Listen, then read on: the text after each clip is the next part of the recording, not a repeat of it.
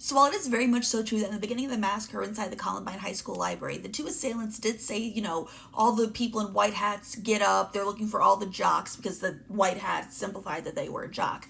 That it was for all the shit they've given them in the past, few years.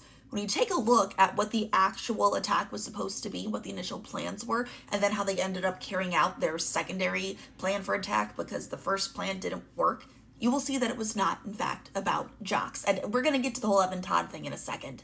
While Columbine was absolutely an attack that targeted the school and all the people inside the school, it wasn't targeting any specific group of people. That group of people was anyone who was inside the school at that point. Columbine was not a successful school shooting. Columbine was actually a failed school bombing. One of the assailants would actually go into the school's cafeteria at different points, and he would time when certain amounts of people were in the school. He was paying attention to when the maximum amount of people were inside the cafeteria at any given point during different lunch periods. Their goal was to plant, an explosive inside the school, which they did. It was inside not the library, inside the cafeteria. The library was on top of the cafeteria, and they timed it so that when it detonated, it was supposed to take out the most, students that it possibly could. And then the impact from that explosion would have then caused, the ceiling to cave in, which would then cause everyone in the library to fall down. So not only would it injure them, but it would crush everyone who was still inside the cafeteria. I keep wanting to say library because we talk so much about the library, but we're focusing on the cafeteria. Now, as we know, those explosives did not detonate, so when the assailants realized, oh shit, this didn't go on, that's when they decided to storm the school with their firearms. The idea was that they were going to, pick off people left and right as they were coming out of the school. Like anyone that survived the explosion was going to come out, and then they were going to meet the assailants hiding out in their cars, and they were going to lose their lives that way. That was the initial plan. That was the second half of everything. The assailants ended up taking the second half that was supposed to be outside, and they moved it inside. So no, they weren't targeting jocks. They may feel that the jocks had angered them and provoked them into doing what they did, but they weren't targeting them within the plan of the attack. Now, when you take a look at the people who actually lost their lives in the attack, you're going to realize that a bunch of them were, in fact, not jocks. If you're going to target a group of people, you're going to do your research. You're going to specifically figure out, how do we get these people in particular? Most of the people who were lost in that school were not athletically affiliated with the school in any sort of way whatsoever.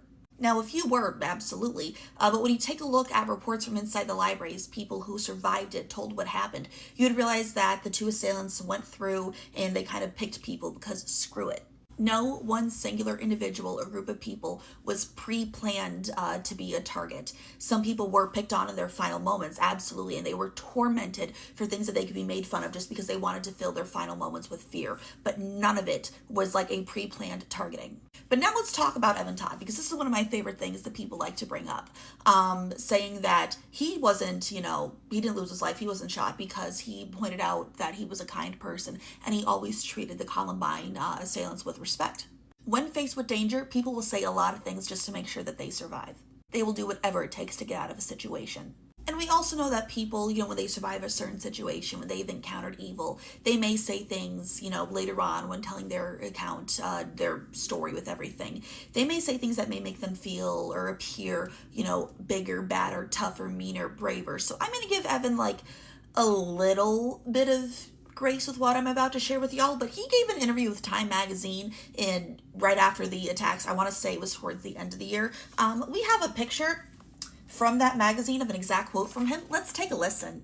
From the same Evan Todd who said in the library that, I always treat you with respect. I don't want no trouble. Come on, man, don't do this. Same Evan Todd. Columbine is a clean, good place, except for those rejects. Most kids don't want them there. They were into witchcraft. They were into voodoo dolls. Sure, we tease them, but what do you expect with kids who come to school with weird hairdos and horns on their hats? It's not just jocks. The whole school's disgusted with them. They're a bunch of homos grabbing each other's private parts. If you want to get rid of someone, usually you tease them, so the whole school would call them homos. Quoted as Evan Todd, 255-pound defensive lineman, wounded in the library. And listen, I don't necessarily think it was the greatest thing for Time Magazine to note his stature and the fact that he played on the football team. I'm not saying that at all, because it is saying, everyone was saying that bullying caused Columbine. Then here we have and it was, all these horrible jocks. And here's the jocks saying, yeah, we bullied them. It's almost like pinpointing and blaming that on Evan Todd, saying that him and other people like him were the cause for Columbine. Evan Todd is a victim.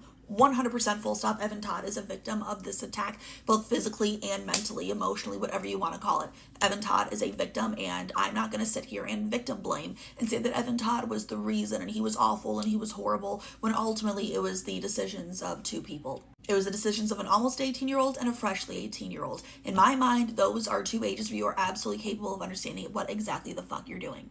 It wasn't any of the victim's faults. It wasn't any bully's faults. It was the fault of the two people who decided to carry out these attacks. And like I said before, people, when they come out of these kind of situations and interviews, they tend to make themselves, look a little bad or a little meaner, a little tougher, especially, some kid from some high school. I get that. But at the same time, I don't think it's necessarily fair to call Evan Todd someone who, was spared because of his good character. Because even he later on admitted to not great character.